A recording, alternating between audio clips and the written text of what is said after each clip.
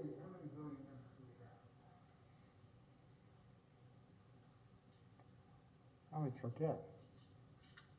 7. Depends on the engineers. 1, 2, 3, 4, 5, 6, 7. Yeah. So you need.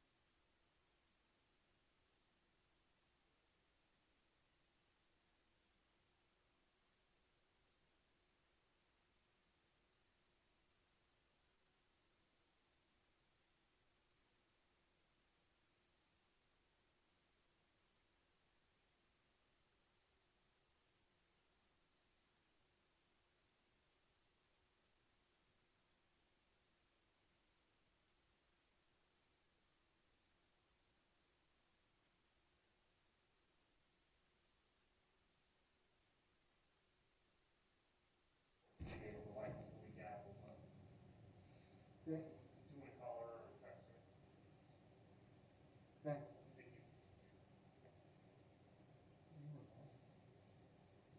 I'm not quite sure, but basically they can't hear us, we can't hear them yet. Robin, can you hear us?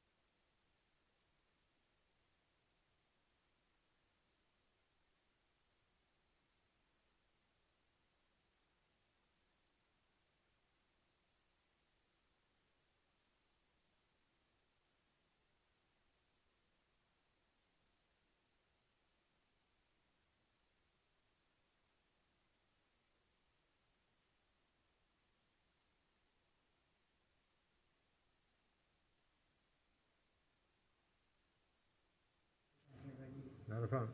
We do have quorum now.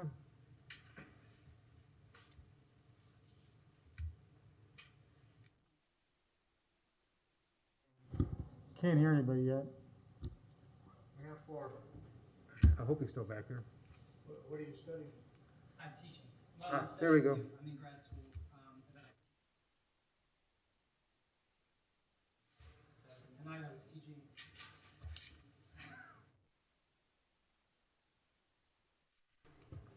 Are we live? We're close. Close? Can you hear us, Mr. Chair?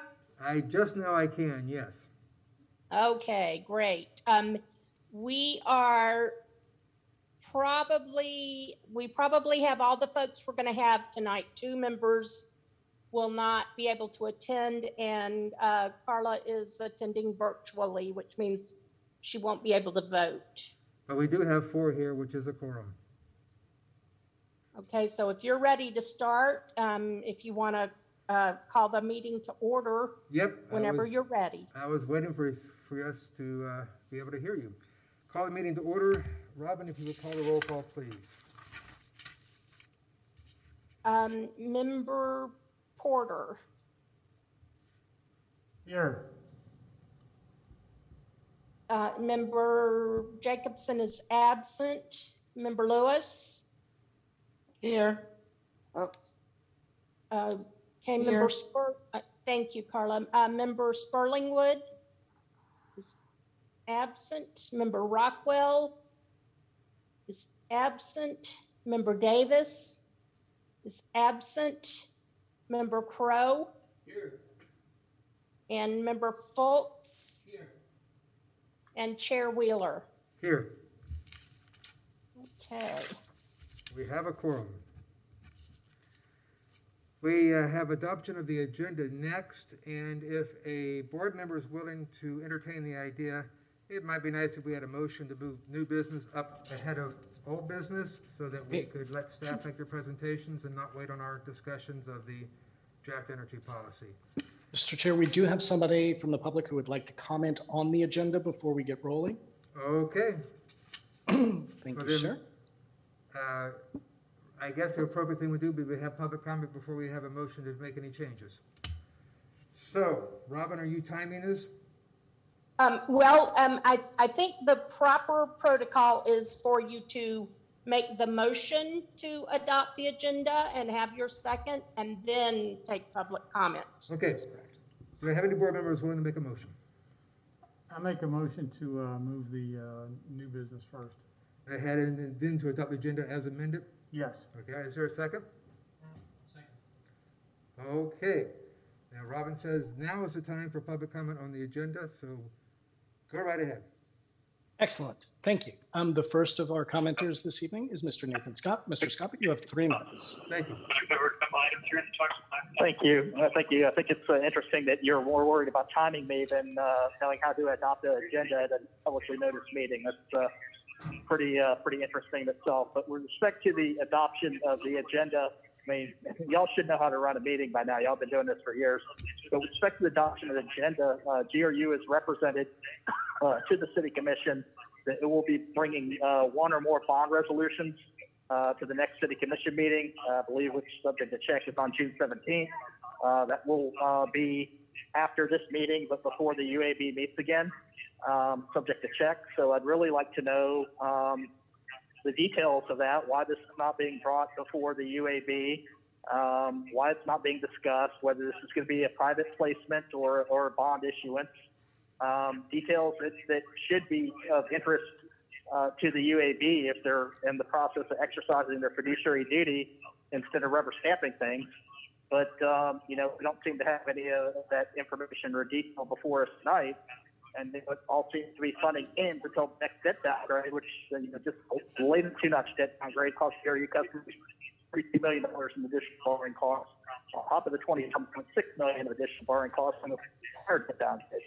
So, City Commission is not helping matters. You guys are going to be asked to adopt the largest justified GRU rate increase, multi-year rate increase in GRU's history. I mean, there's no evidence that DRU and whether utility gets automatic inflationary adjustment. Mr. Larson, you know I'm correct as a former state utility regulator. But again, the city commission refuses to cut its spending, refuses to make meaningful reduction to its GFP. And the question should be asked, what's going to happen? What's the likely outcome? Sure, you go back to market to issue for deep seasons or other activities. I mean, you know, I don't have the confidence that Mayor Poe is going to be able to use his magical powers to convince Wall Street that City Commission, you know, and their ordinance to enact multi-year rate increases are going to solve the problem of unaffordable rates. I mean, you know, they're already talking about subsidizing people that can't afford their rates at taxpayer expense.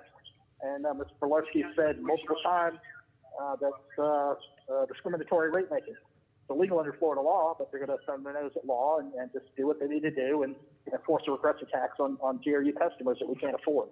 So I really would like to know why this item is not being discussed at the agenda tonight. And then I would like to also reserve citizen comment, which is on the next item, I believe, after the adoption of the agenda, or shortly thereafter. Thank you. Thank you. Mr. Scott. Mr. Chair, that is our last caller. The floor is yours. Thank you so much. Any further board members' comments? All those Yeah, I've got a couple of questions here from that. We had a very poor quality audio on that, and I maybe missed something. What is the name of the speaker? Can somebody repeat that? That was Nathan Scott. Say again? Nathan Scott. Nathan Scott. And I couldn't understand, what was the issue that the speaker said was going to be brought to the commission? If we, Mr. General Manager, would you like to respond to that? If we could have staff follow up with Member Crow afterwards, I'm not quite sure, but by the end of the meeting, under member comments, maybe if we could have follow up there on that question. Yeah, Chair Wheeler. Sure.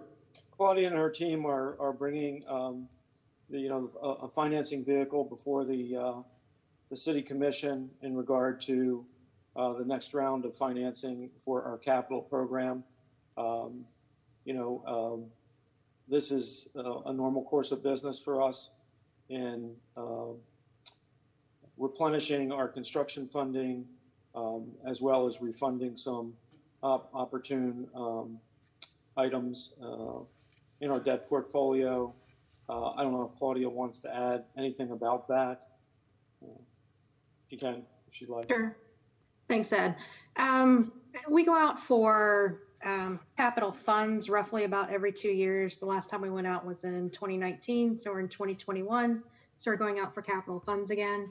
The par amount is roughly about 101 million, expecting about 125 million in cash. That'll cover about 2 years of capital projects for the utility. What's happening with the timing is the backup was just completed yesterday for the city commission meeting. So it wasn't completed in time for this meeting this evening. So we're bringing it back to the next UB meeting. If you would like to see it earlier, we'd be more than happy to bring it back. If you want to schedule another meeting, we'd be happy to do that as well. So you just let us know what you'd like to do. Member Crow? Because I believe that your meetings are running about 4 weeks apart. So if you'd like to see it sooner, we'd be more than happy to cover it with you. But it's just a simple transaction. It is adding to our debt portfolio, which shouldn't come as a surprise to anybody because we do still need to fund the capital infrastructure program. I can go into more or less detail if you'd like. Member Crow? Dr. Sheehan? Did Claudia answer your question? If a 1 month hiatus is satisfactory for dealing with the question, that's fine. I think Claudia knows that this board has many times dealt with things like swaps that are put forward and routine administrative financial issues like that. So we're no stranger to dealing with a number of those financing issues. I would say one thing about what Claudia said. She said, this is kind of a simple transaction. The problem with it is that there's a lot of staff time that goes into preparing this and getting it ready. It may be simple on one level. On the other level, It's directly related to the fulfillment of our capital budget. We all know that we don't pay cash for that. Ed's correct. There's a tremendous amount of time, and the time it ends up being done in a lot of staff time being done in a very short period of time. We're trying to hit the July time frame because that's when a lot of redemptions are coming in. So there'll be some money in the market that we can take advantage of. And again, that's what we do, is try to take advantage of the market as much as possible. Our next window essentially would be October, in our opinion, and we can't wait that long because we do need construction fund dollars. Any further questions? Nope. Okay. All those in favor of the amended motion? Say aye. Aye. Aye. Any opposed? It passes as moved. Next up is the approval of minutes from the May 13th, 2021 UAB meeting and the May 5th, 25th UAB workshop. I would say that after we received these minutes, I had some more supplements that I would like to add to the May 25th workshop. And if the board would so consider, I'd like to defer approval of the May 25th workshop minutes to the next meeting so that I can get these notes to Robin to get out to all of you. So if a board member is willing to do so, if you can make a motion to approve the 13th, May 13th meeting minutes, but not the 25th, I'd appreciate it. And if you don't want to do that, then please move to approve both. I'll make a motion to approve the one meeting, the 13th meeting, 13th. and the workshop to be delayed until the notes are incorporated in the minutes. Thank you. Do we have a second for that amended motion? One second. Okay. Discussion on the motion? Yes. Yeah, I have some thoughts on that. I would like to have a little bit more clarity in the minutes. I've read the minutes very carefully, and they tend to be very pared down skeletons of what occurred, and I'd like to see a little more technical information of the content of the presentations and discussions. Thank you, Member Crowe. Are there any further board member comments? Do we have any public comment on the approval of the minutes? No, sir. The next comment from the public is on general comments. Thank you. So we have the amended motion. All those in favor, please say aye. Aye. All opposed, say nay. Motion passes. Thank you. Now we get to citizen comment. I understand we have citizen comment. Yes, Mr. Chair. We have one person on the line right now. Mr. Nathan Scott, you have 3 minutes. Thank you. First question that I'd like to get answered from either the UAB attorney, Mr. Pilarski, and or Ms. Resnick, is whether the AMI contract has been signed. I know Mr. Pilarski mentioned that they were holding off on signing that contract. I'd like to know whether it's been executed. Secondly, with respect to AMI, I proposed to the City Commission as an alternative to avoiding debt downgrades, additional debt downgrades, and avoiding the GRU rate increase, that AMI be deferred for a minimum of 1 or 2 years, which should be an option on the table given the financial challenges facing GRU and the hardships faced by customers who can't afford their electric bills. The AMI is a $81 million terrible investment, no return on investment, no payback, doesn't break even for 21 years, which is well beyond the useful life of the meters. It's stated as 20 years. So the only reason that this is being done, this would be laughed out of the PSC, it would be laughed out of any other competent boardroom, it should be laughed out of the UAB. The only reason this is being done is being a pretext to force time of use billing on GRU customers, in which case GRU would be the only utility, to my knowledge, in the state of Florida that is forcing time of use pricing on its customers, if not the only utility in the United States that is forcing time of use billing on GRU customers. And if you want to know about time-of-use billing, you should look at what PG&E experienced with sticker shock and unaffordable rates. If you think that rates are unaffordable now and people are going to be able to manage their usage under time-of-use, it's just another money grab, folks. So, what we should be doing is considering if the contract's not already been signed, which would be surprising and shocking if it hasn't already, but I would like confirmation of that. But I would recommend deferring AMI for 1 or 2 years as the basis for avoiding FY22 rate increase on electric rates, which is stated at 7%, and avoiding potentially another debt downgrade when GNV goes to market. And there's been no discussion about what's going to happen with this debt issuance. This adding to that, we're using code words, we're using financial transaction, we're using all kinds of code words when we finally got to the meat of matter, which is a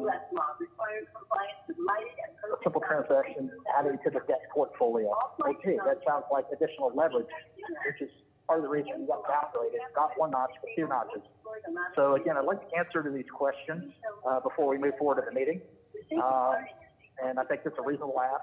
It's simply whether the AMI contract has been executed and what's going to happen with respect to a potential downgrade once GNV goes to market for these 2 debt issuance. Thank you. Thank you, Mr. Scott. And we have one more caller, Mr. Chair, Mr. Brian O'Brien. Mr. O'Brien, you have the floor for 3 minutes. Thank you. Thank you very much. I appreciate the opportunity to address the UAB this evening, and I would like to echo Mr. Scott's comments completely. It's amazing that he can more information in a short window of time between the city commission and the other folks there, technical difficulties and process difficulties. The fact that the UAB does not have the backup for this new bond issue is just further evidence of the borderline criminal activity that's going on in the city of Gainesville. This type of nonsense with sudden financing that is not being addressed through the proper channels has been reported to the state of Florida Auditor General, in addition to the very irregular pension obligation bond matter that was rushed through with the rush settlement. And it's just unbelievable that the citizens of Gainesville aren't down there breaking the doors down to that hall. You people have a fiduciary duty to the citizens, not to Mayor Poe and his emperor status, to keep throwing money into the tree burner. Stop the foolishness. And Claudia Raznick, you are a professional and a lady of great intellect. Shame on you for trying to grease this through as another standard financial transaction, and then Ed Belarski in the next sentence telling the public it's much too complicated. That is just, it's a scar on your career, ma'am. You are a much better person than that. Please stop the foolishness. Chair Wheeler, could you have the participant here not direct his comments to staff? This is outrageous to talk about borderline criminal behavior when he obviously doesn't know of what he's speaking. Wes Wheeler, you are the worst of the criminals down there. All right, I'm going to bring this stop back it right up. now. Get the AMI. Thank you, Mr. Brian O'Brien, and Mr. Chair, the floor is yours. Thank you so much. That brings us to the state of the utility. And if Mr. Brown is ready to go, we are looking forward to hearing your report.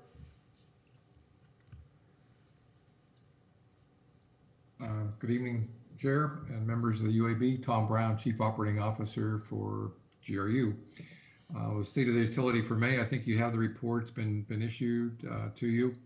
Should have it in front of you. I'm not going to go through it in detail, but I think there are a few things that are kind of noteworthy in the report. We had a great safety month in the month of May in that we had no recordable injuries. We did have multiple vehicle collisions, all being minor. 3 of them were preventable, 2 of them were not. So that wasn't the best of months, but is what it is. There's an awful lot going on right now on the energy supply side of our business. I think the last meeting we made note, and you'll see in your notes on the utility report, the amount of activity that's been going on within that group. In the past month, we had completed a major 32,000 hour inspection on our Wärtsilä engine down at the SEC, and that's been completed and is now back online.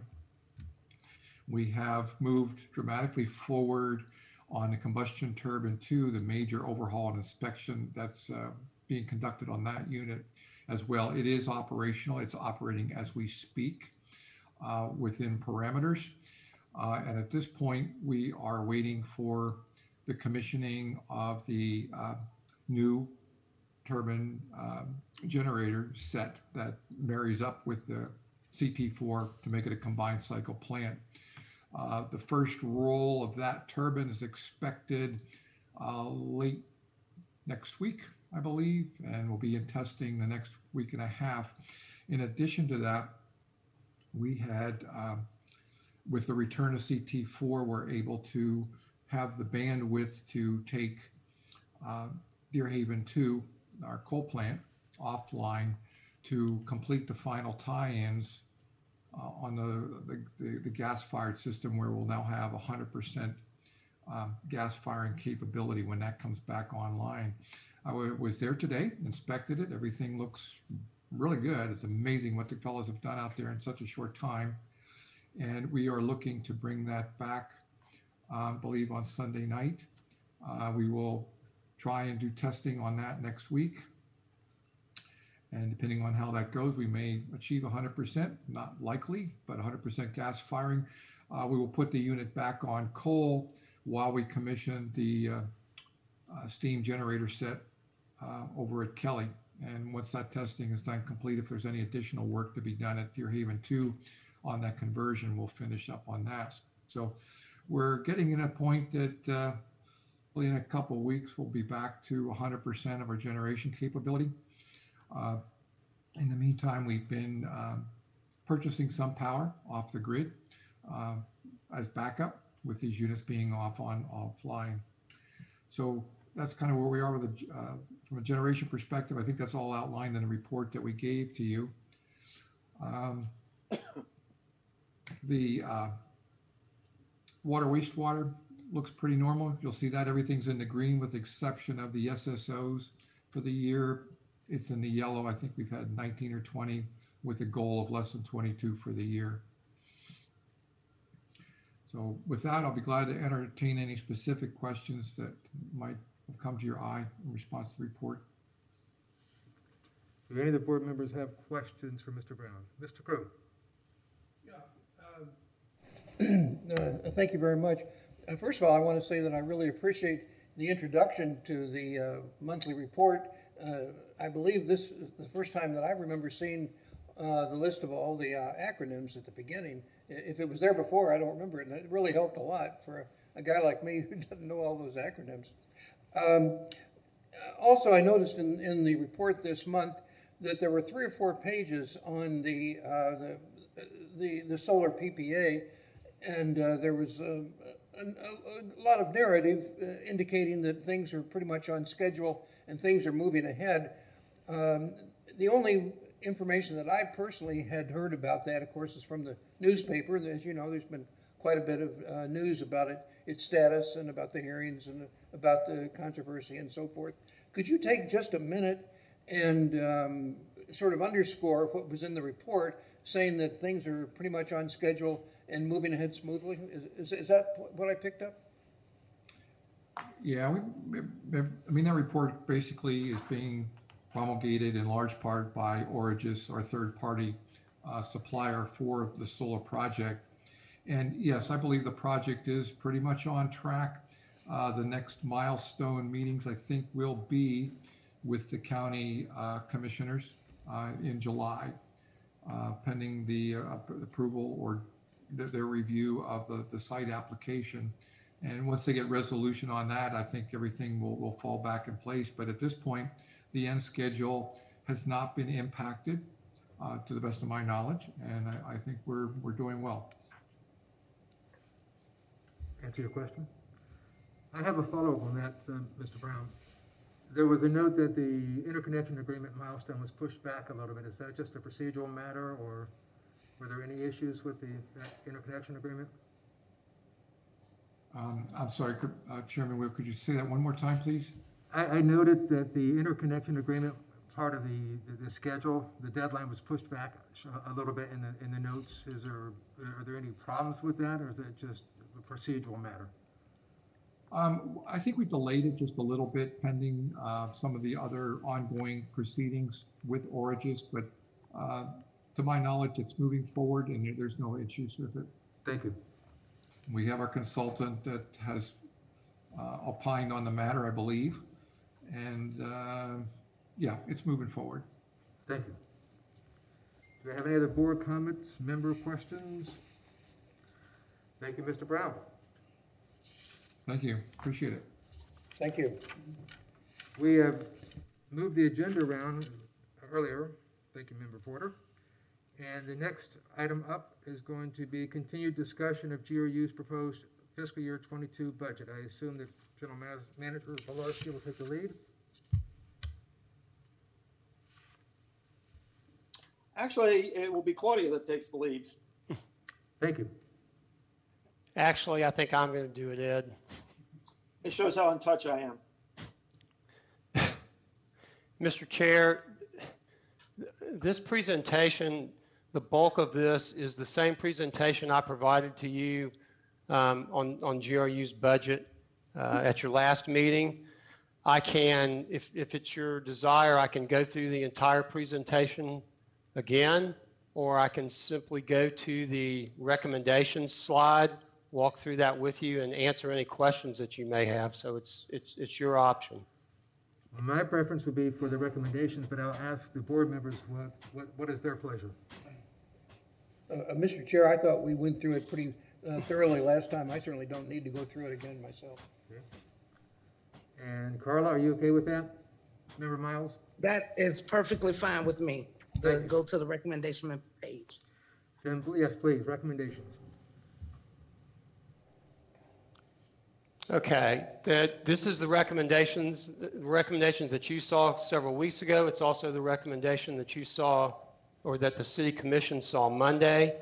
It is to institute for FY22, a 7% rate hike in the electric system and a 5% rate increase in the wastewater system. It's the approval of a resolution to reduce the general fund transfer in the amount of $2 million a year through 2027. And I want to spend just a second and articulate that, because there's been some discussion about how best to present this. That $2 million a year means that it will be $2 million less than it was in the preceding year through 2027. For instance, in 22, it'll be $36 million.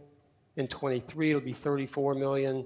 In 24, it'll be $32 million, and so on, so that by the time we reach 2027, the transfer would be $24 million a year.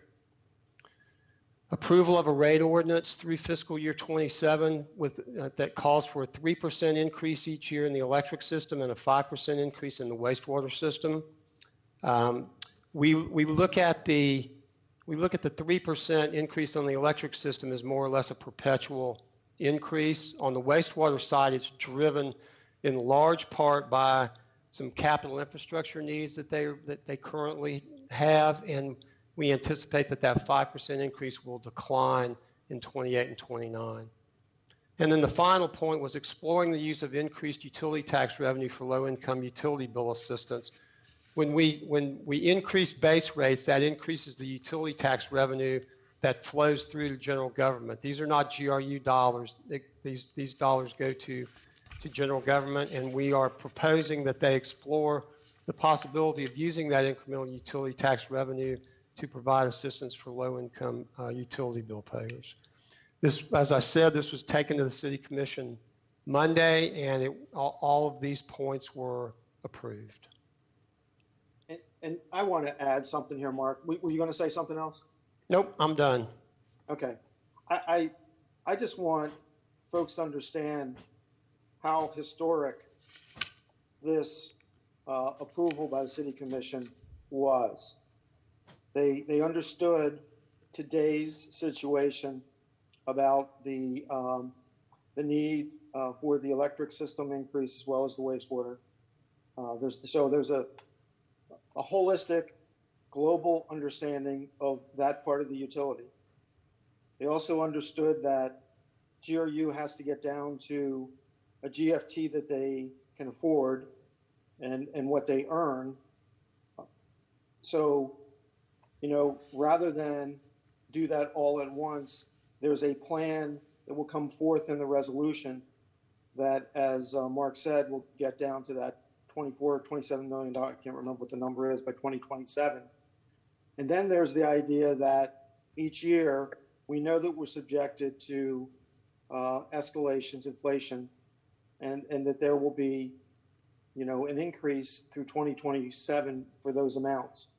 And most importantly, in a lot of ways, there's this idea that we know who the people are that are hurt by these increases.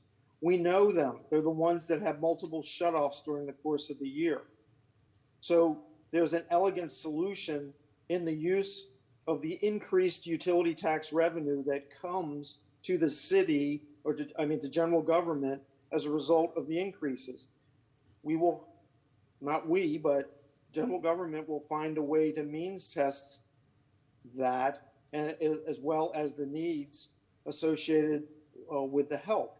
So this is, I just view it as almost monumental in its reach, its scope, and its thinking about the overall health of the utility. So I congratulate the City Commission on what they did in this regard. So I just wanted to say that. Thank you for your comments. Any board members have questions or comments on the presentation? Yeah. Member Porter. Let me turn this on. The timing on this is kind of awkward in the sense that what I'm going to recommend, I don't think it'd be incorporated real quickly, but we have the American Recovery Funds coming in, and I would suggest that a possibility should be looked at very strenuously to accelerate the movement on the general fund transfer with some of that money when it does come in. Again, this plan is an excellent start and goes a long way to solving some of our problems. I fully agree with General Manager Bolarski's summary of that. With another $34 million coming into the city, I think GRU should,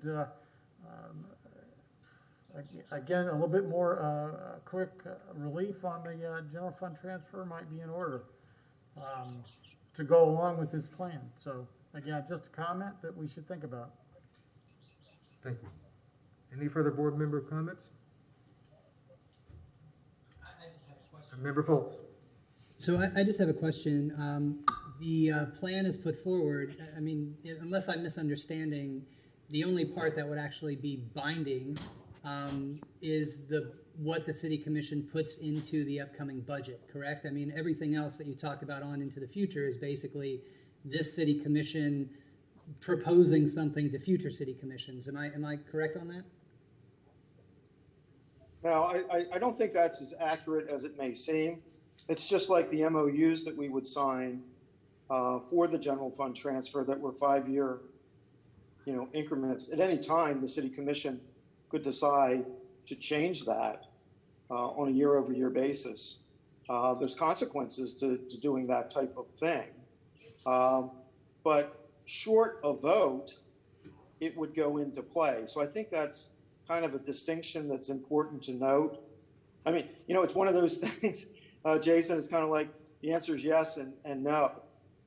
So short of a decision to override it, it would go into place. But that's so most true of everything that we do. Fair enough. Thank you. Yeah, I just wanted clarification on that. Thank you. Sure. If I may, Member Miles has her hand up. Sorry, Member Miles, if you would like to go ahead. Thank you. It's Member Lewis. I I wanted to just circle back, and I wanted to have you explain to me. Let me move inside for a second. So my neighbors are talking. I'm sorry. So tell me again, what I know you said in FY 2022, right, is when we can expect these rate increases, and the first increase will be 7%. That's correct, 7% in the electric system. On the base rate. Okay. On the base rate, and then thereafter, where does the 3% come in? Because I heard 3% somewhere. 2023, FY23. So there'll be another 3%. Is Yes. there going to be 3% each year after that? Is that what y'all are proposing? That's correct. Okay. And for how long? For eternity? Through 2027 for this particular proposal. 27. So for 5 years. 15, 20, 22. So in general, about 22% over the course of the 5 years. Something like that. Yes. Okay. Thank you, Member Lewis. Do you have any further questions? I do not. Okay. Member Crew. I've got a question. Is this totally set in concrete now, or is there further action that's going to be taken by the city commission on this? I'll take that one. So after the part of the vote on Monday, it was essentially direction for staff to come back with a resolution and the rate ordinance. We are planning to come back, I think, mid-July. We're currently working with the city attorney's office. I don't think that Lisa Bennett has sound, but I'm kind of speaking for her at this point. But I think in about 4 weeks at their meeting in July, we'll have that back. And so the city commission will be voting on the resolution for the GFT reductions and the rate ordinance at that time. Chair, there is a slide in the presentation that shows the bill impact. I'm not sure if you'd like to see that for the FY22 budget. I can share my screen again if you'd like to see that. Sure, please do.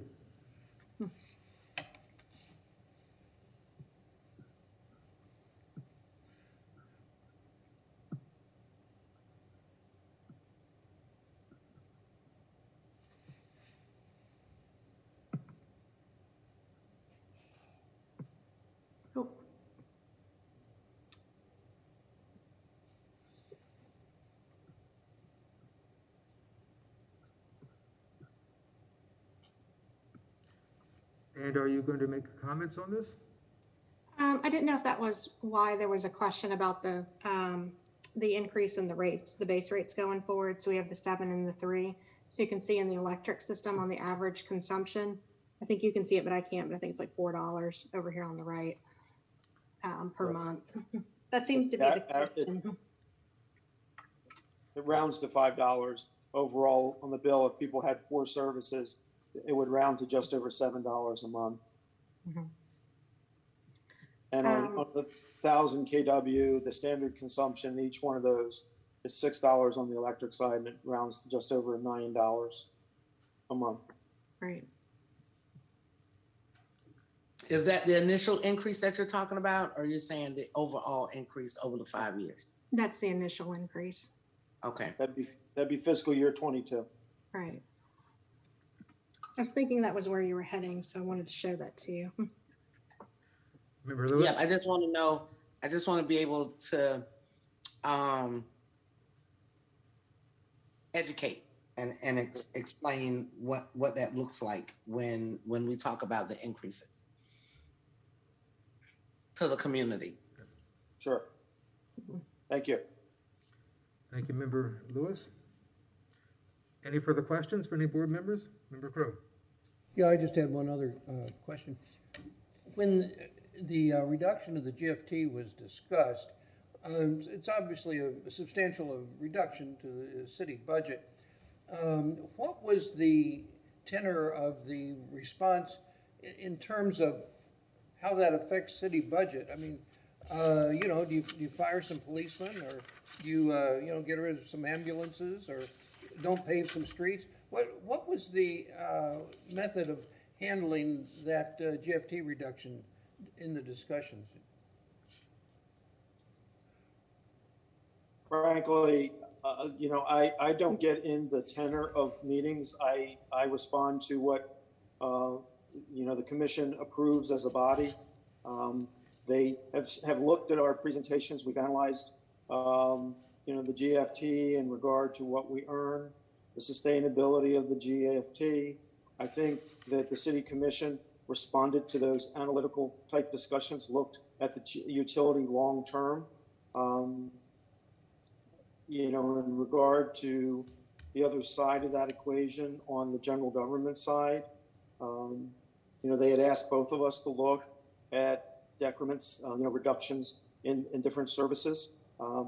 That's for them to decide. And quite frankly, that's the city commission's role, not mine. Thank you. Are there any further board member questions? Can I just say something that I am noticing, Mr. Crow, that the city is exploring and building and exploring other types of revenue, different programs, different partnerships. Through my work, I can see a lot of that going on. I know we're definitely through Habitat for Humanity building more houses, so that's going to increase a lot of the property tax revenue coming in, and there's some commissioners with some good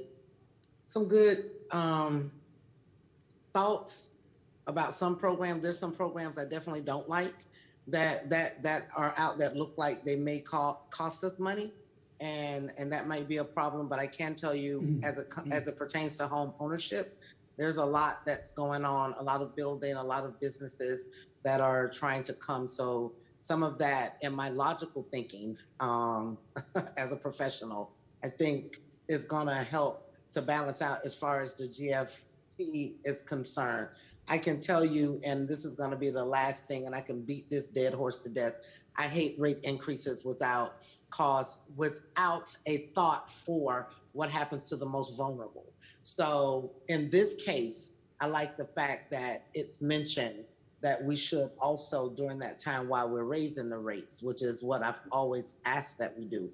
Not that I don't see the need year to year in any business model. I always use McDonald's. They don't have anything for 99 cents anymore when they had a 99-cent menu a few years ago. So that menu more looks like $1.79 now. And so I understand the need to increase, but we have to make sure that everybody can support that increase. And so my conversation now would be for the commission to make sure, as you suggested in your recommendation, that they use some of that increase to address the failing housing infrastructure that also lends to the higher utility bills. But I don't like the rate increase, and I just want to always put that on record, that I don't like it. That one is significantly high, and we're going to get a bunch of crap for that out in the community. But I do understand the need to. I just don't like it because I don't feel like we've done our due diligence to the community as of yet. But your recommendation is hopeful. Thank you, Member Lewis. Member Foltz, you have a comment? I did. If we could just go back to that recommendation slide real quick. And I just had two questions, I guess. So one, for the general manager, I'm assuming that this sort of suite of actions here is something that you foresee as being pretty favorable in future conversations with rating agencies. This is the kind of thing that I think you were looking for and hoping for in that respect. And then my second question is this bottom bullet here about the low-income utility bill assistance. I'm wondering just how this is going to be handled, if there's any idea yet how this is going to be handled, whether it's going to be done strictly on the general government side, if it's going to be coming back to GRU for discussion or the UAB. So those are kind of my two follow-up questions, I guess. Yeah, thanks, Jason. I mean, they're good questions. Yeah, when we got the downgrade, and look, we had talked about this even before, recognizing, some of the challenges that were in front of us, knowing what we needed to know. We delivered state of the utility to each one of the commissioners one-on-one, and had talked about these type of issues. So when I said there was a plan, this was the plan, moving forward to mitigate the impact of those downgrades, put us in a better position. So yes, and frankly, this week we're talking to the rating agencies, and it's been discussed. The second part of your question, exploring the use of the increased utility tax revenue. Yeah, I mean, I don't see that being implemented on the utility side just due to the fact that our rates have to be fair and equitable, and we can't, income adjust our rates. But that's why I view it as so elegant in that when the rates go up, you create this piggyback effect to general government, and they get additional utility tax revenues. So I see us as being a partner in identifying where some of that assistance might be needed, from the shutoff information and, the various things that we maintain. So working with general government to set up that program, not a lot different than the Connect Free, right? We collect the money for Connect Free. It goes to general government. I think half of it now goes back to implementing the plan, and then they use some of the money for, the actual work and maintaining the plan. So I would see this kind of in a similar partnership. I hope that helps. This particular member would like to see and would recommend that when we're looking at assistance for folks who are having a hard time paying, that there be an emphasis placed on conservation, demand side management, but conservation of homes where we're reducing the total bill. And I would like to see that stress going forward. Thank you, staff. I appreciate you have another comment, Member Crowe.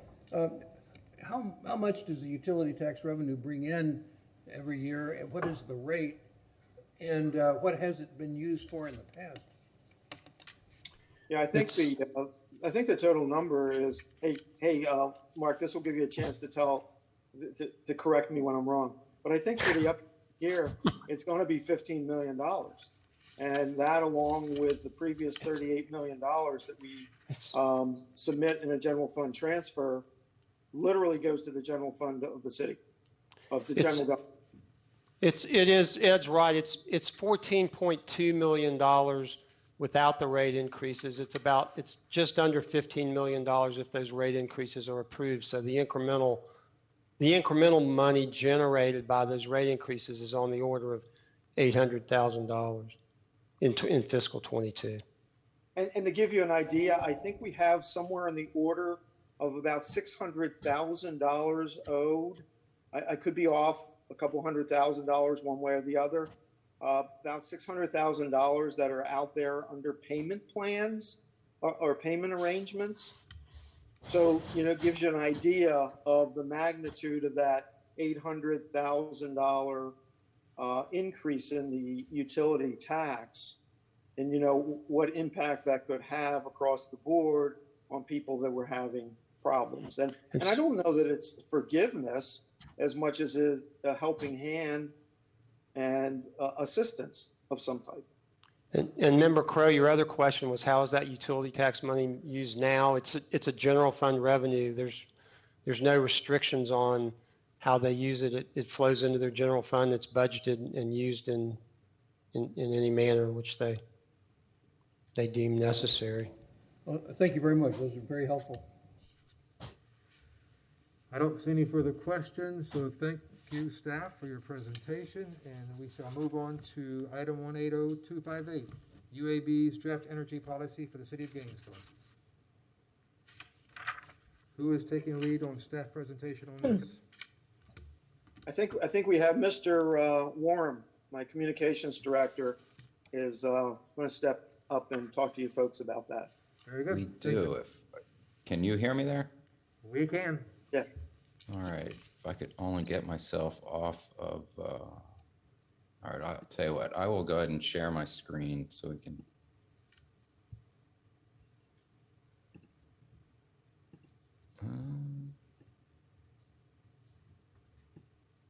Sorry, I'm having trouble sharing my screen right now. Robin, by any chance, can you share this presentation and page through it for me?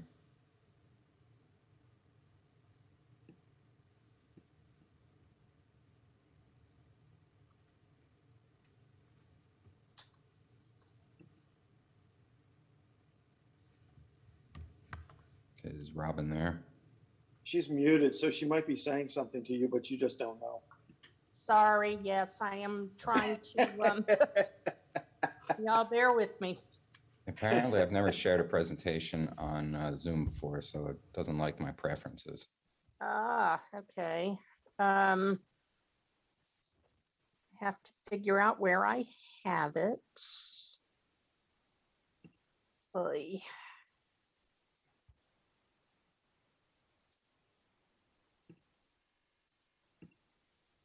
Uh, Not to state the obvious, but it is back up in the agenda.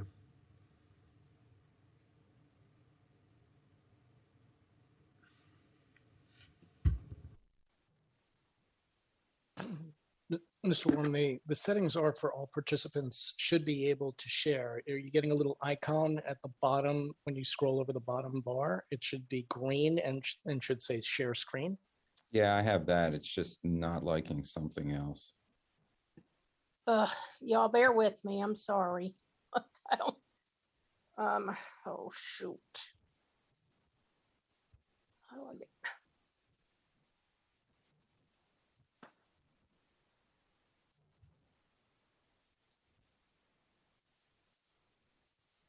I like how David puts personal attributes on Zoom as to whether it likes him or not.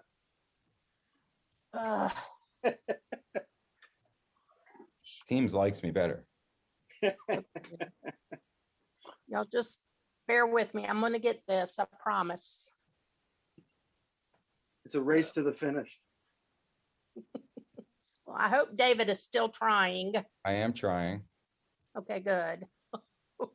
See who gets there first.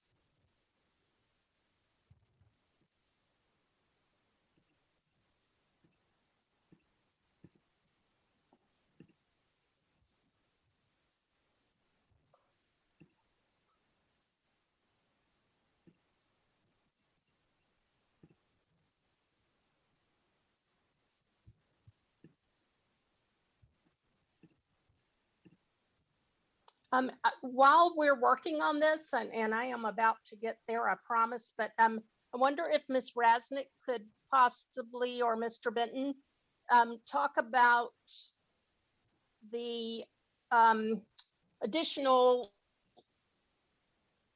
budget workshops or meetings that we are going to have with you all. Because I know that I heard the question about whether you guys would be able to have additional information or additional input into our budget. So I think they dropped off. oh, okay, well, we will. Okay, let's see here.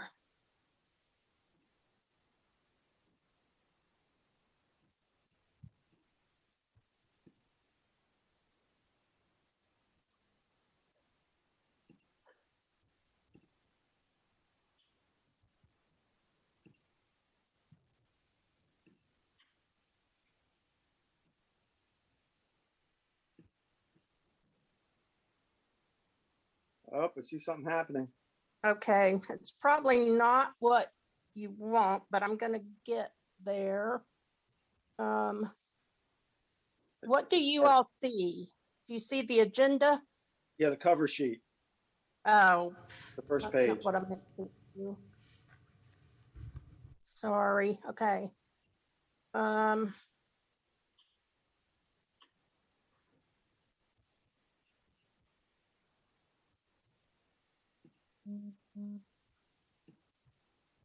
Okay, hang on. We could all huddle around Jason's laptop. No, I'm gonna do this, I promise. Do y'all see that I know. now? What do you see on the screen? The agenda. Cover Oh, page. okay, hang on. This is one of those times where I actually didn't bring mine because I knew we'd have a presentation. Hang on. Now, send file. Zoom buddies.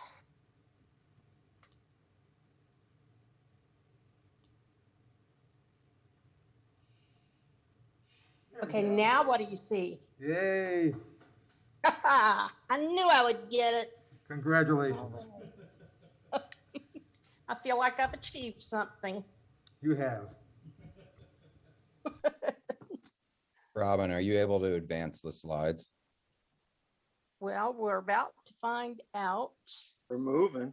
Yes, yes, All right. yes. Well, I've built up enough suspense. Okay. So I will go through this brief presentation and then try and answer whatever questions you might have. So we were asked by the City Commission, well, they directed us to gather community feedback on the energy and utility policy, and then to come back and present that to the commission. Robin, if you could advance the next slide, please.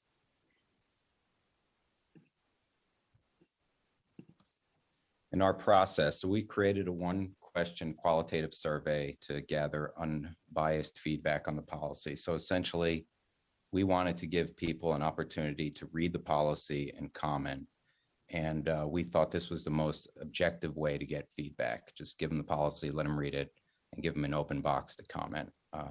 We distributed the survey through several channels.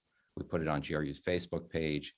We teased it off of GRU's homepage, and that went to gru.com/energy policy, where they could read the policy and comment.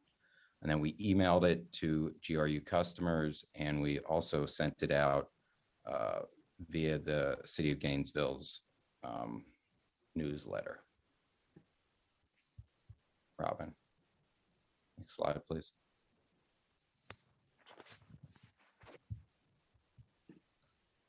So this is a look at the actual survey, and it reads, your perspective is essential to shaping our energy future. Please provide your feedback on the City of Gainesville Energy and Utility Policy 2020-2030 in the space below. And as I said before, it's just a text box where they could put as much or as little as they desired. Next slide, please.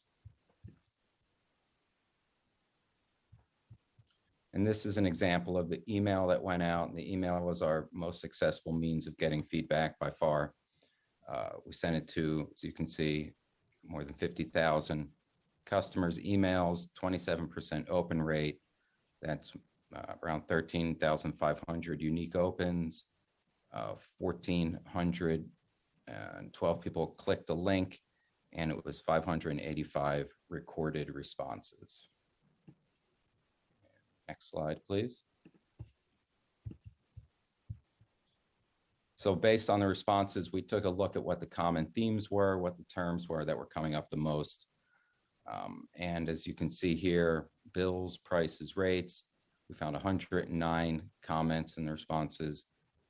Gas, nuclear, biomass, 54, solar, 45, and either 2040 or 2045 came up 20 different times. Next slide, please. So these just pulled some comments out from some of these comment themes. I don't know if you want me to read through every one of these or just a couple on each page. I will let you guys decide that. I read through all of these ahead of time, and so for me, keeping it brief, but if any of the other board members would like to have these read to them. I read through it too. Let's keep it brief then, please. I'm quite familiar with these. Okay. So just a summary. I'm sorry, I couldn't hear the response. So just a brief summary for each page, that's all, please. Okay, yeah, so I'll just say, I'll pick one from each page. Clearly, photovoltaic solar panels are one proven technology that can provide a large amount of our electricity. Right now, your policy document mentions creating a large PV solar farm, but we know that land is expensive in this area, and there's not much of it. Robin, if you want to go to the next one. So this is 2045, big project, very needed. 2045 seems a long time, like a long time to get this issue fixed. Next, please.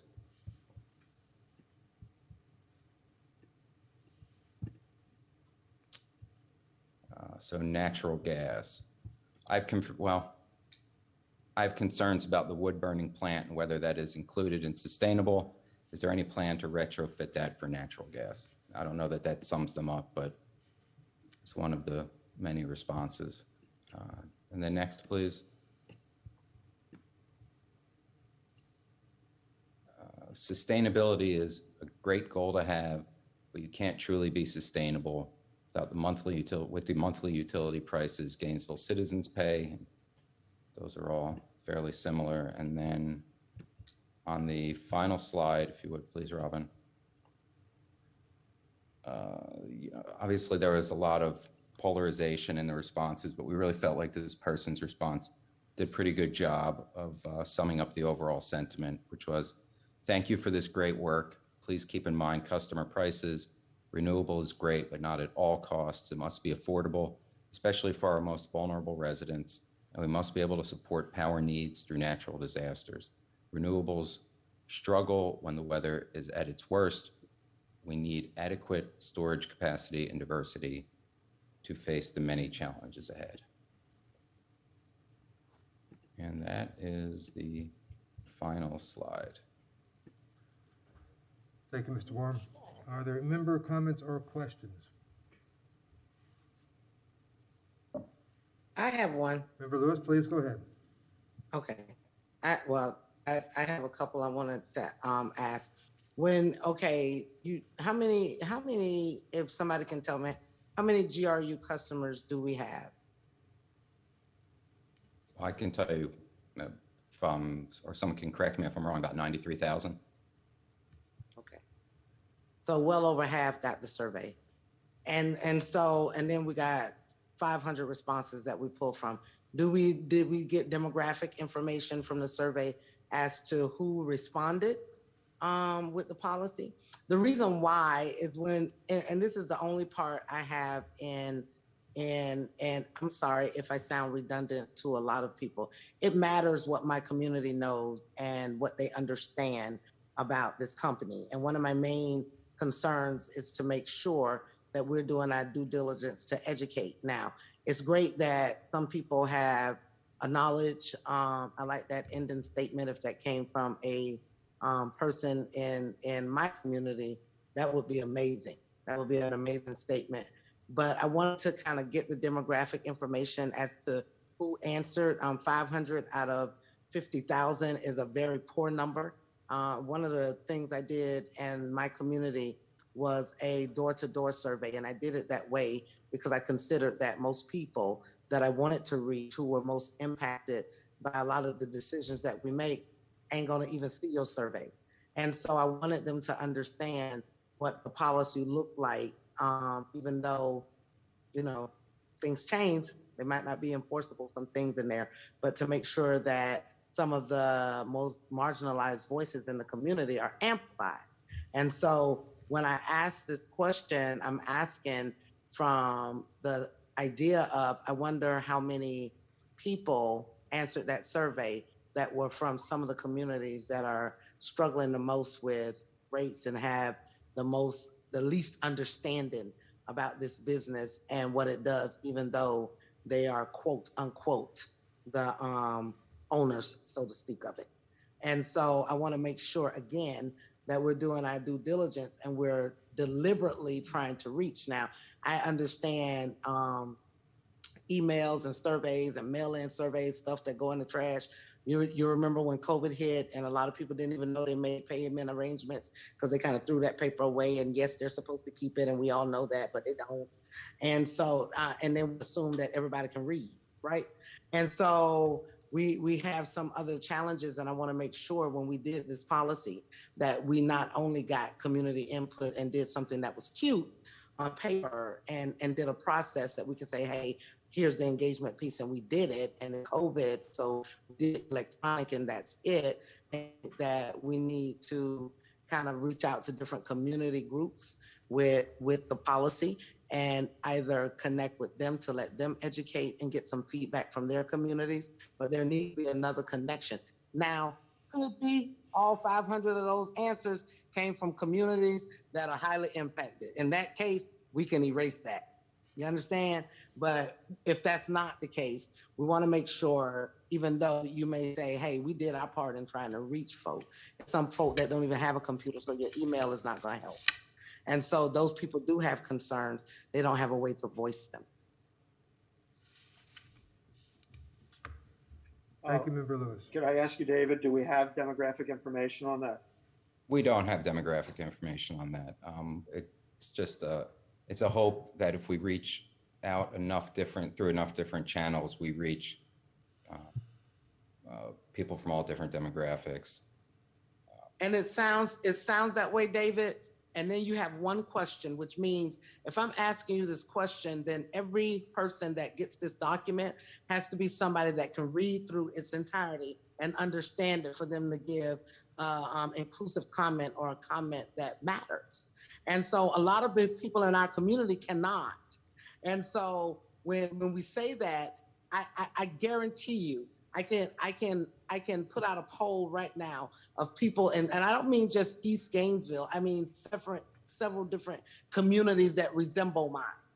And so if we were to go in these communities and ask them about an energy plan, they're not going to know what we're talking about. They're not going to anything that they have a lot to say about GRU and what they think is going on. And part of that is the problem. So whenever we're able to make these decisions, and we're talking about changing rates and millage and renewables and all that stuff, we got to educate the folk on what it means and then get their input in a more meaningful way and not just checking off a box. Because this feels very much like, and I applaud everything that staff do because I know y'all work by direction. I understand that. And so I want us to try to work to, and even with this policy, we have to be a little bit more creative. And I think there's another step that we need to take because one, we didn't get demographic information, so we don't know who we reached or whose opinion that we got. You know what I'm saying? And everybody's opinions matters. And the whole point of doing engagement in the first place was so that we can reach people who are marginalized and who typically don't have their voices heard in this process. So if we do that, then we have to get, I know nobody wants to do it. And I keep saying that we have to get out in the community. We have to educate the folk, be it the board, the staff. I don't know. I'm always willing to help facilitate meetings, make connections with different community groups, but we can't sit on these daises and in these meeting rooms and not really do our due diligence and check off a box. This feels like checking off a box when it comes to community engagement. This is now how community engagement should be done if we're being intentional. And I wanted to think that with this particular policy, since it was something new, even though a different commission can come and give it no teeth at all, it wouldn't even matter. But we are creating it and we have a due diligence, not just to this company, but to the ratepayers, the customers, the owners, the clients, whatever we're calling them in this season. That's changed a lot since I've been a member here. But whatever we're calling it in this season, we owe it to them to make sure that everybody's voice is heard and that we know who we're talking to. So demographic information does matter. It helps us to collect data. And so we have to be intentional about what we're doing and how we're moving and reach out to people. You know, staff, you have people on your board. You know, I'm not an attorney. I don't, all of those things. I can't read and comprehend. I do understand mathematics. I can add. You know what I'm saying? I know I understand finance. I have to do some research sometimes when I study my GRU stuff.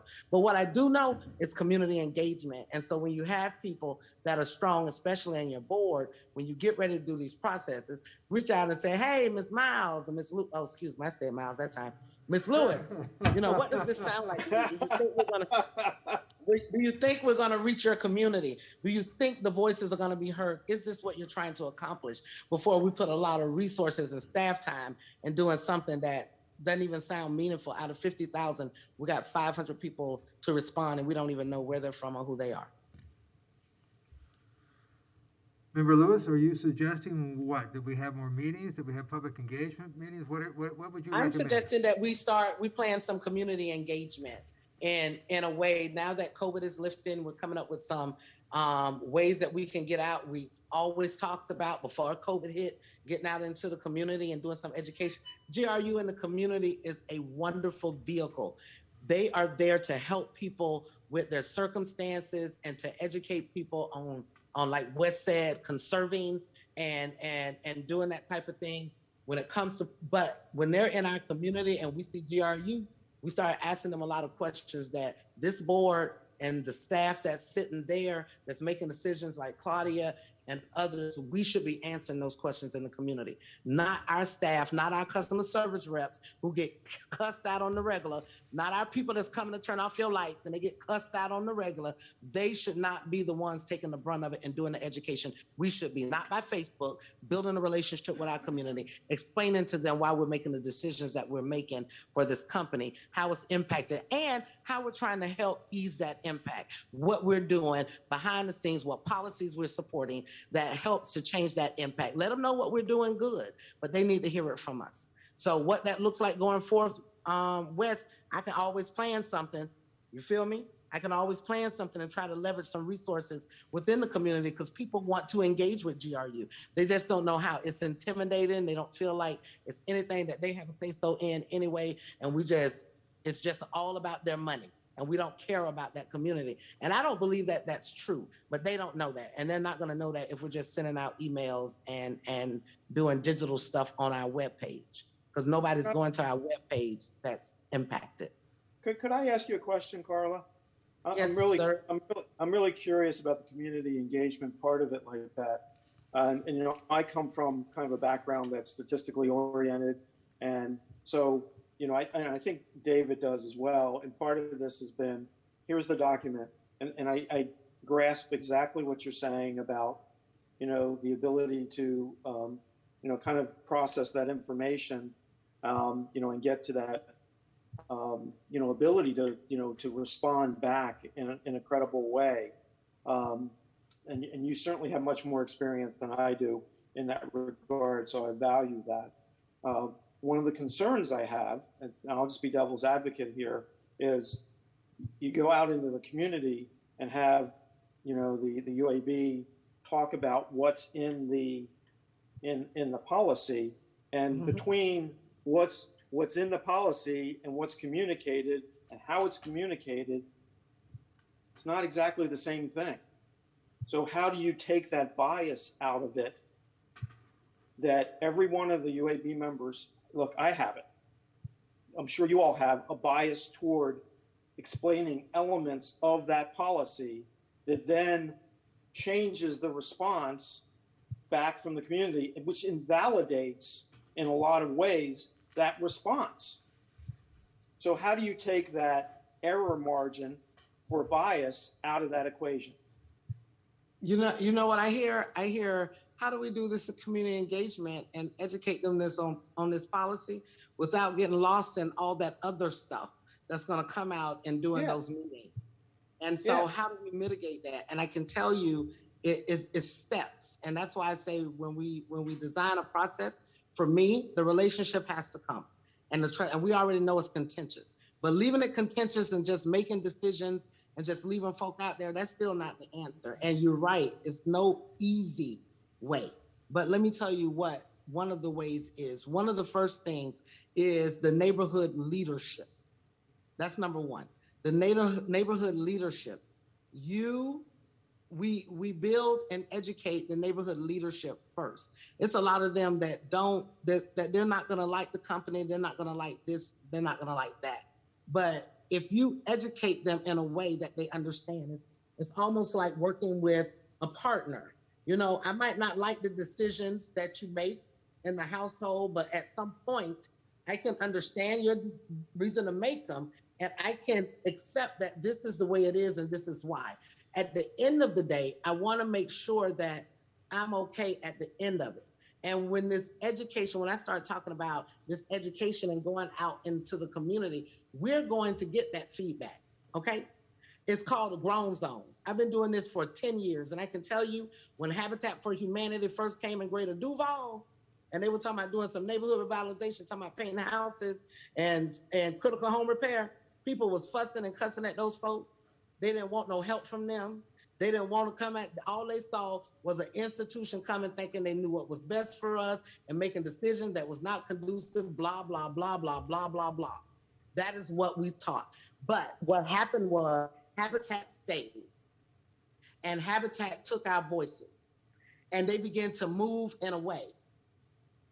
They began to move in a way that they started amplifying our voices and concerns. They didn't hide from us. They didn't say it didn't matter. They got out there and they showed them, and I'm not talking about some staff. I'm talking about the leadership of Habitat. And they started asking us. They started putting things in our hands. They started doing modules with us, right? And I thought about a module doing in my community when it comes to rates, because I want people to understand the dynamic. We need to put it in their hands and educate them. Let them tell us how they would budget it. Let them give us that feedback, because a lot of people are saying we're doing it wrong, but give them in simplified terms and other business terms to let them know that we run like another business, and we have to make sure that we're healthy too. Because one thing is for certain, as cost of living changes and other changes, things rises, you have to change your rates. People in the community look at that as we're pulling money from them, and they don't understand the why. They don't understand the GFT. They don't understand the support, and we're not doing enough to teach them. And yes, they're going to be mad at us when we come. They mad at me all the time, because now I've been doing this work so long, I'm one of y'all, okay, in my community, because I also look at accountability on both sides, okay? And so when I advocate to the community, I'm not coming as a way we need to fix the GRU. I'm saying, this is what we need to ask them for, and this is what we need to do. So when you're saying, listen, this is what we have to do, but this is what we're trying to do, what else is it that we can try to do for you? Because we're invested in the education programs, right? And we're suggesting that the city commission now help us increase, leverage our LEAP dollars with more funds from the rate increases. We're suggesting that they put some money into those that are going to be impacted. So we're doing that part. We need to go out there and let them tell us what they want. Take that survey. What more do you want us to do? Because they don't have that concept. And if we're not teaching, and it's not, and unfortunately, I can talk it all day in my community. It's going to sound different coming from y'all, because some people are still hung up. Y'all know what y'all talking about, and I don't. And people in my community that look like me think that. They want to see the leadership, and they want to see that it matters enough for you to come to their communities where they're impacted and to say, this is decisions we're making, and this is why we're making them. Okay. And it's going to be ugly, and it's going to be contentious, and it may be some things, but we get through that. I'm telling you. When I tell you we get through it, build relationships and partnerships, at the end of the day in my community, they do that. But they want to hear from the leadership, and I'm not enough. Because for one thing, my little vote that's on here, they're seeing now, girl, you need to get on there so you can blah, blah, blah. But every time it comes to the rates, I know that people who are business persons and looking at from a fiduciary responsibility or whatever, they're going to have one concept. And so here I am going, listen, my community, we need to do this, blah, blah, blah. And so they're realizing the power dynamic now. So me just educating them isn't going to be enough. They need to hear from the leadership. And yes, it may get contentious, but we got to stay. It's kind of what we signed up for. Well, where do we go from here? If staff wants to get back with us on perhaps organizing, hosting some public meetings, if I am available, I will attend any of those public meetings. If Member Lewis would like me to do so. Wes, I can also help in a great deal since I'm already connected to different community groups, so that we can arrange maybe 2 or 3. So we don't have to, have a bunch of them. They don't have to be in the same area. Okay. And then we can say, listen, we came to listen. Now, if not one person walk in there, you've done what we're coming to do. But if we're giving you an opportunity, and then I want to talk with staff or whoever about some of the content and some of the direction I think some of these meetings can go. And so that we relieve some of the tension, and it's a way for it to be done. And they're going to come in there, and they're going to come in one way, but it's up to them to at least hear us out And it's up to us, and it's our responsibility to hear them out. And then let's talk about some of the things that we learned directly from folks. And it'll be a different dynamic when we start to talk in our community. It's not like throwing rocks and hiding our hands. It's saying, listen, in fiscal 2022, we're going to get ready to go. I know y'all care about the rate. So this energy policy is a wonderful time for us to do an education on this company, coming from the leadership of this company, not from a Facebook post, not from what your auntie and them told you, not from what your neighbors say, not the way y'all think. I sit on my porch and I listen to people talk about GRU and I be like, that is not true. And that's about a lot of things because they don't know. And they pass that misinformation.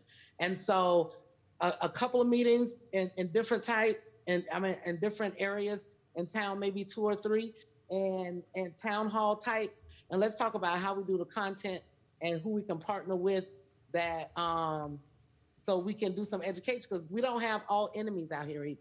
There's people out there that believe in this company and believe in the way that the leadership is moving it, even though, you know, it is some financial risk that I don't like. And there's some other stuff that we don't like, but it's the cost of doing business. But I just don't want it to cost my community to do our business. Do we have any other board member comments? Member Crowe. I've heard what has been said here the last 15 minutes, and I'm very impressed. Mr. Chair, I'd like to see if there's a procedure that we could perhaps devote, let's say, an hour during our next workshop to planning public contact and seeing, dates and arrangements and places and people and ideas, maybe with GRU staff, with UAB. See if we could devote some time to noodling over that next time we meet. Would staff be ready, prepared to discuss the logistics of hosting public meetings at our next workshop, which would be June 22nd?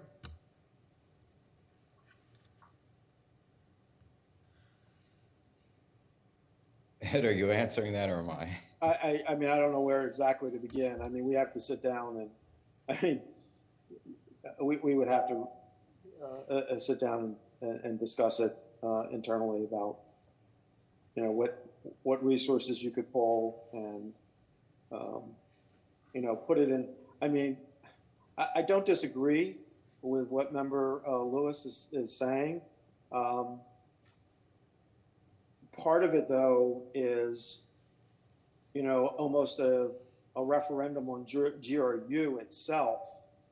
And I appreciate what she's saying, and that whole issue has to be breached before you get to the inner layer of some of these items. But we were requested by the City Commission to do an outreach on the energy policy itself. That's all we have to do. Pardon me? That's all we have to do. Okay. I understand your concern, and I share it, but I also see some of that very same problem with this survey in front of us. I think a good bit of it was backlash against rates, and this was because it was so open-ended. I see a lot of comments bashing biomass or other things just because they're mad at having to pay higher rates. So it's a bit of a conundrum how we get past that. All I'm suggesting, Chair Wheeler, is that we engage the community in a more direct way around the energy policy. The rest of that was in response to Ed's, we're gonna go out there and people are gonna ask us blah, blah, blah. And I was letting him know that you're right, and that's our responsibility to answer. But that shouldn't stop us from going to the communities that do not have access to digital so that we can do something more meaningful. And so that when they ask the questions, and the reason why I suggested that we don't just send staff, is when they ask the questions, we want to be able to let them know also why we make the recommendations that we make. you know, and it doesn't have to be all of us at one meeting. It can be one of us to go to a meeting. It could be somebody like, you know, somebody who can explain this from conservation, somebody who can explain that. But we're going to the community to engage them on the energy policy. Yes, there will be people there. Yes, we will give them opportunity for different comments. No, we will not let them hijack the meeting. And I think there's a way for that to be done. Your GRU in the neighborhood does it quite often, and they've gotten very skilled at it. The community at large or not, you know, I think it can work. And I think it can work. And I'm willing to help plan and make connections with others. And I believe in operating in civility. And the circle that I move in operates in civility. Be it mad or contentious or I don't like something, yes, we're gonna speak out. Yes, we're gonna let our voices be heard, but we can also help you with your energy policy and put our voice in that too, with also letting you know that we don't like the rate part. And so maybe it is, we do the energy policy and we save the parts about the rates and the GRU, TFT to last because we know that there's going to be robust discussion around that. So we take the opportunity to educate so we can collect all the input about the information surrounding the energy policy, because that is what we're talking about, the energy policy. But when we get to talking about rates, when they start talking about solar or something like that, they're going to want to hear from people like Barry. They're going to want to ask it, and it's important that they're able to hear that. And we can engage them around that in a way that we're collecting more than, you know, we're collecting some direct information. And we're doing it in a way where we're actually trying our best to reach out to people who normally wouldn't come in contact with us, who normally wouldn't give us information. They're going to ask us about that stuff that we don't want to spend a lot of time on, and we don't have to, but that'll be an opportunity to educate, because I can tell you, before I started serving with GRU, I didn't know nothing about no GFT. I thought y'all was taking all our money. And I try to tell the community it's not like that, but they don't want to hear it from me. So let me pose this question to staff. Would you prefer to have a workshop on this, say at June 22nd, or would you prefer to have Mr. Warren work directly with Member Lewis one-on-one and then get back to us? How logistically best should we do this? I think we've got to get together, David and I, and talk about it. Okay. If you took a talk. Absolutely. And we don't have to, I know they said community engagement and the commission with their equity plan and all the work that they're doing on helping promote equity in this city. That's their equity plan. They would understand this process of, listen, we're going to back up on community engagement. We're going to talk internally about what we can do. We're going to connect with Member Lewis so that we can see how we can develop a process where we can not only use the information that we have here, but we also want to reach out to some people that are marginalized, hear some voices that are not normally heard. And I think the commissioner understand that part. I'm almost sure they are. They will. And so I would even say if it's not the workshop, I appreciate Member Crow. I do think we need to discuss it some more. And even if it's not this workshop, I don't know how quick the commission gave you to come back, but if you can let them know that, listen, we're trying to at one of the suggestions, and they may say, listen, give us our information next week. We'll take what you got. And then in which case I'll take that up with them.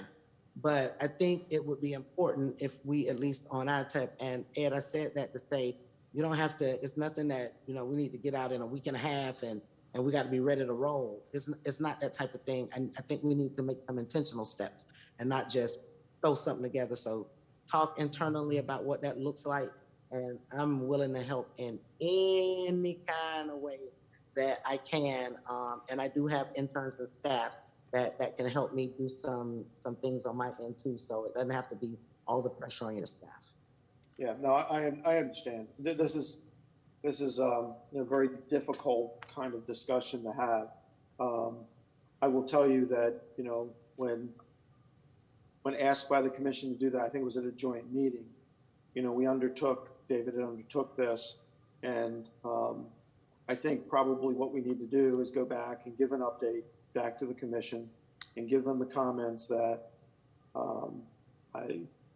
I'm hearing that the UAB would like to expand this into a targeted approach into certain communities that have been marginalized and come back.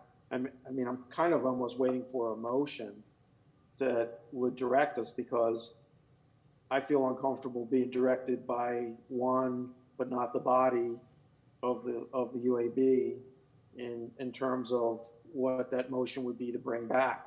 I run into this an awful lot where, there are a commissioner or a group of commissioners that are very passionate about something, but have yet to have the commission as a body decide on something.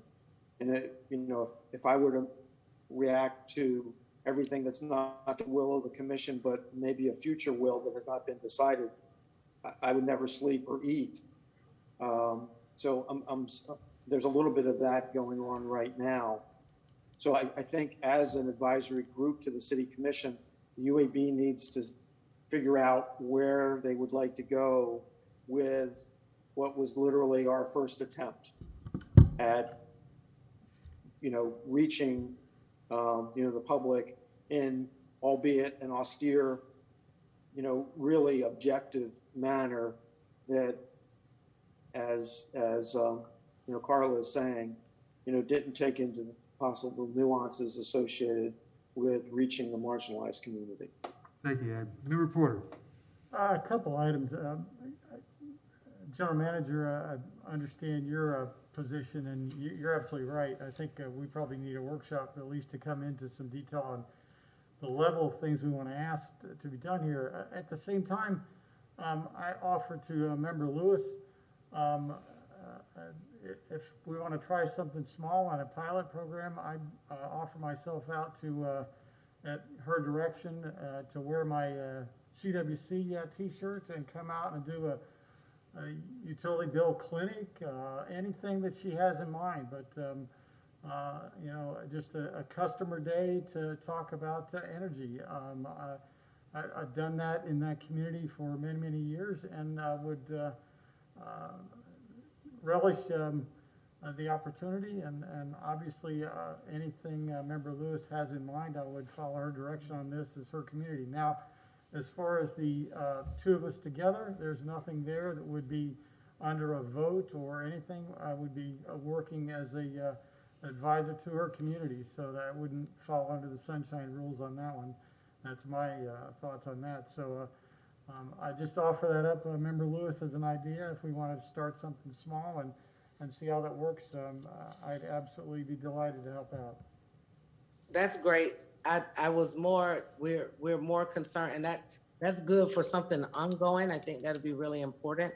But I just really wanted to address the commission's request that the community engagement be done around the energy policy. Yeah. The way that Ed and those did it, I like. I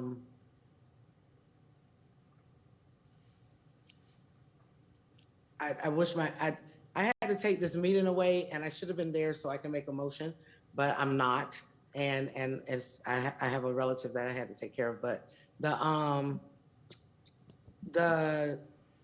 my biggest thing is the commission asked that engagement be done, and GRU did engagement. That engagement, in my opinion, did not capture the voice or the engagement of the general public in the energy policy. You and I can do an energy bill clinic. I can set up some things for us to do. We can play an energy bill game that I've been designing, because they really need to understand this stuff. That's all well and good. Only thing I was saying is that we need to engage people around this energy policy. And I was letting Ed know that there needs to be leadership and attendance, because we should be asking the questions, because when we get to the rate part, they're going to ask. We don't need to go there and educate about anything else. That's not what I'm suggesting with this process. I'm simply talking about around the energy policy, which is what the city asked for staff to do, is to do engagement. Ed said that was their first attempt. I'm saying we need to do something a little bit deeper so that we're engaging people who won't catch the digital. And only on the energy policy. All the rest of that stuff, we can schedule that later. I appreciate that reach out. I'm just talking about energy policy only. So we don't need a pilot. We need to go ahead on and discuss the energy policy and get that on out the way. But realize that when we go in these communities, when we get to the parts about rates, they're going to ask us questions. We're going to answer them. We're going to cut it off when we have to cut it off. But we're going to go in the community and engage them around the energy policy only. We're not going to open it up for build clinics and all that. We want their input on the energy policy. And we need to break it apart, just like they were able to do when they read it. People that understood it and are able to read it. It'll be more like teaching it to people. This is this section. This is what this means. What is your input on this, your thought? We have to design a way to do it. I'm not suggesting that it's simple. I'm saying the way that we did it is not capturing everybody whose voice, in my opinion, that needs to be captured. And that's just my opinion. And like I said, y'all could just totally ignore me if you want to. That'll be up to y'all. I'm not there to make a motion. I'm not there to ask, to get a collective voice for staff. You may say, thank you, Ms. Lewis. And yes, staff, thank you. You can go back to the city commission with what you have. But I would have been on record saying that this is what I think is our due diligence to our community. And even the city commission may disagree. I don't think they would. May I suggest this idea to see if the board would entertain it? What if we plan to go ahead and bring this staff's presentation back to the joint meeting we have with the City Commission on July 27th? And in addition to that, at our June 22nd workshop, as Member Crowe suggested, we discuss ideas for community engagement and be prepared to take some of those ideas from the workshop discussion to present to the joint UAB City Commission meeting on the 27th. Is that a path of progress forward? Does anybody else on the board like to comment on that? That sounds perfect to me, Wes. Member Foltz. Specifically to that, I would just make sure and remind you that at least two of us will not be here for the workshop. So just to because we'll be at APPA. So just to make sure that you know that you're going to have participation. Yeah. We don't have to have a quorum for that, but it'd be nice to have you there. Right. Shoot. Well, I mean, and I think if you folks and Member Lewis can commit to being there, then that's plenty. You guys are great, but I just wanted to make sure and at least put that out there that Member Crowe and I will not be here because we'll be at APPA. Any comments? Yeah, I have one follow-up. Member Lewis, I understand your comments about my offer. I was just trying to figure out a way to get a conversation started, but the focus of being there would be to talk about the energy policy. I just figured something to get people's attention and get them there and get them excited, and then talk about the policy once they're there. So that's just my thoughts on that, but I'll bow to your expertise in your community, and literally anytime you want to grab me and get me to do something out there, just feel free to ask. I can always go into the heading of the CWC so we don't run afoul of anything else. You're amazing. Thank you. Yeah, no problem. No problem. Mr. Bolewski, Mr. Warm, I think the direction we're heading is we're going to have a June 22nd workshop, and if staff could be perhaps a little prepared to say what we can and can't do so far as community engagement, as the board members are discussing at that meeting, that might be helpful. We will try to attend that workshop and be ready to answer questions. I see Ms. Bennett, since our attorney may have something to say. I'm just going to ask Carla and Wendell to talk with me before there's any meeting with the two of them together in public, please. You better believe it. Okay. Yeah. You better believe it. No problem at all. Yeah. Thank you. Are there any other further board member comments or questions? I thought the city, Lisa Bennett was going to volunteer for the outreach. We can use everybody. Yeah. Okay. I did have something that's okay. Yes, Member Foltz. Yeah, so particularly since I know I'm not going to be here for the 22nd, I just want to go ahead and make a few comments here. One, I fully support Member Lewis's comments, and I'm also willing to help out in any way that I can. And I think that perhaps that might be, in some instances, some of the most valuable services that some of our UAB members have to offer. Certainly not all of us have engineering or legal or finance expertise, but for some of us, community engagement is our bread and butter. And so I really think that that's a underutilized resource on this board. I wanted to say directly to the general manager, and I don't know if this has been the case with previous general managers, but Ed, one of my favorite things about you actually is the extent to which you, I see you in the Gainesville Sun with your op-eds and just the commitment that you've made to communicating with the public and trying to persuade the public. I think that is really powerful. I know that the utility has and the leadership has a tremendous amount on your plate, but I really encourage you on this community engagement piece to think about ways that the utility can really take this bull by the horns. I think it is some of the most important work that we can be doing. In terms of citizen engagement around the energy policy, I participated somewhat in the city's comprehensive plan revision process. And even though, that was not a perfect process, I found it to be so much more engaging and substantive than anything that I've seen in terms of citizen engagement in this community around the utility. And so when we're looking for potential models and things moving forward, that might be something to look at and something to talk about with the city, was kind of the process that they went through for their comp plan revision most recently.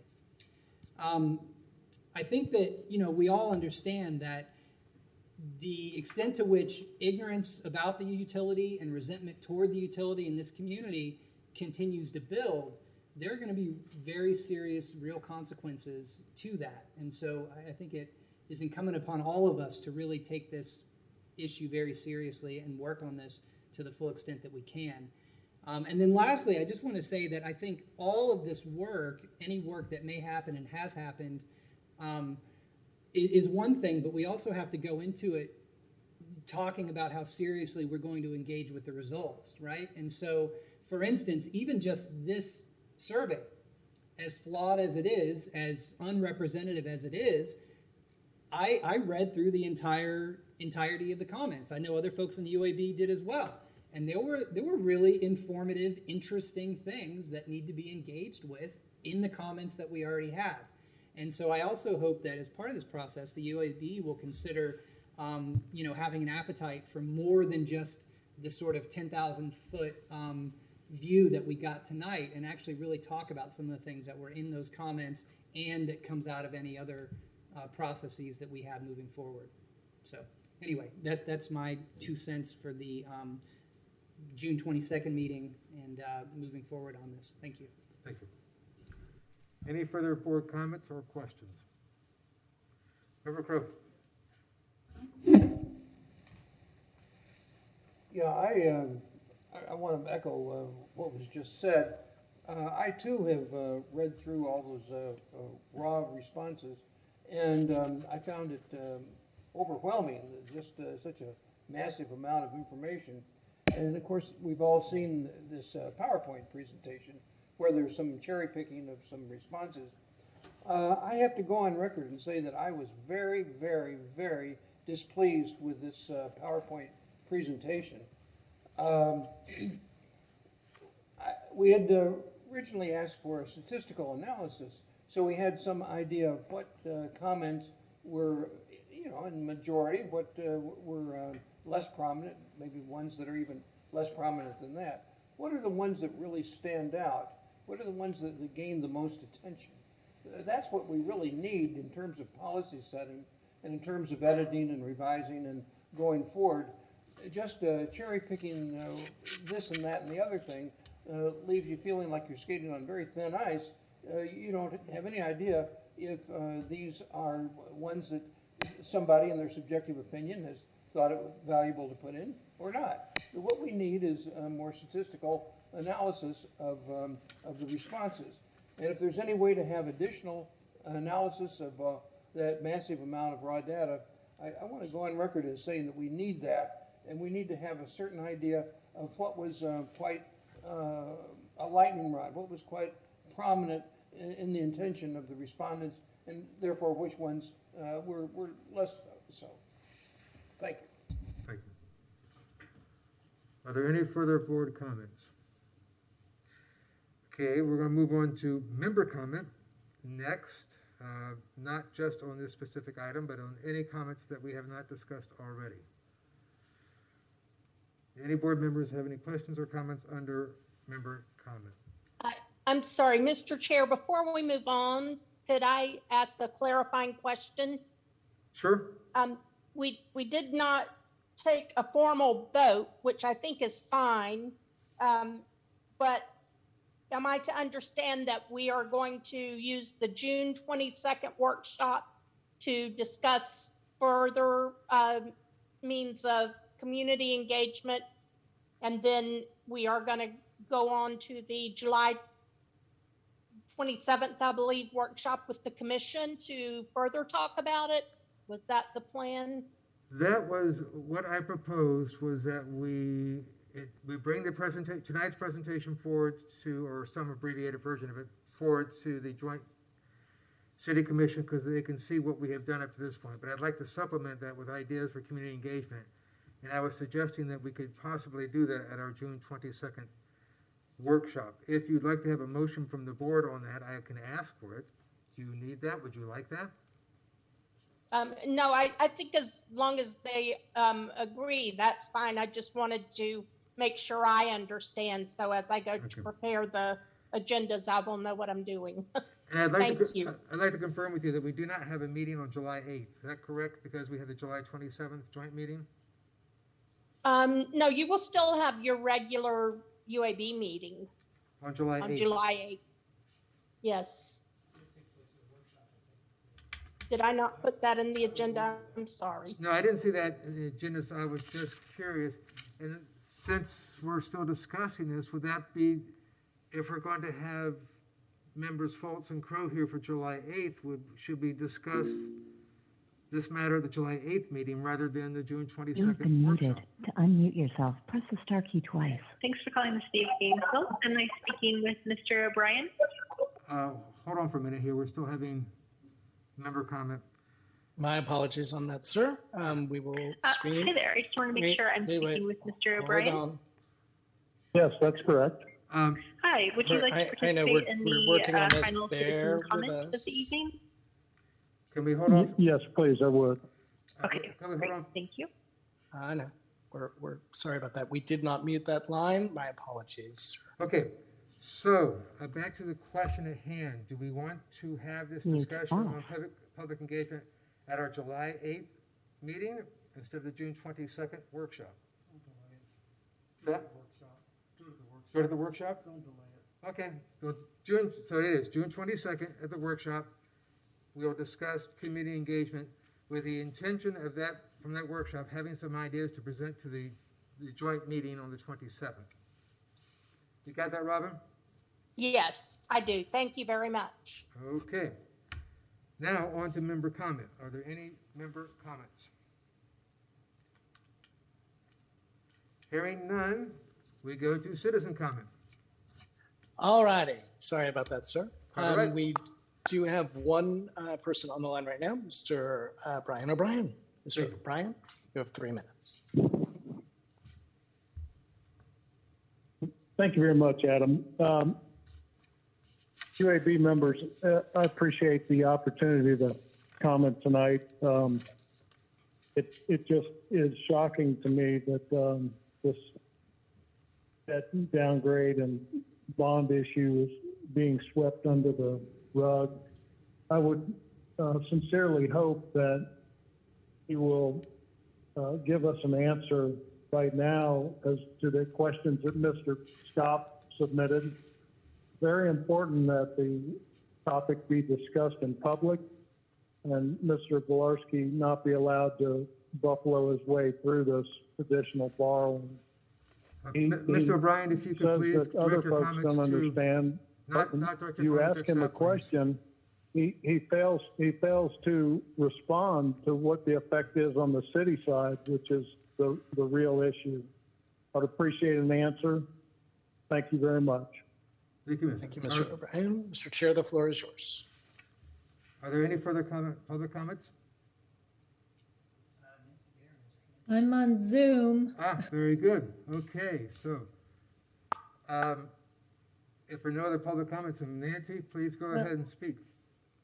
Okay, well, that's public comment, right? Nancy Darren, thank you.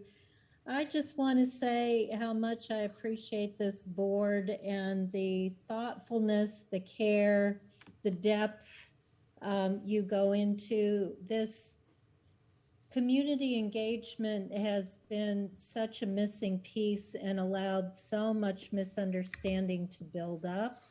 I think the direction you're going to address that, and thank you, Member Lewis and also Member Porter.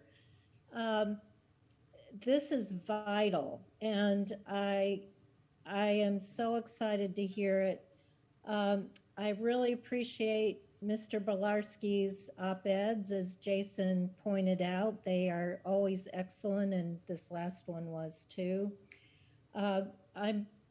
I would encourage looking at ways to partner in the community engagement, but also in the energy policy and other things around GRU.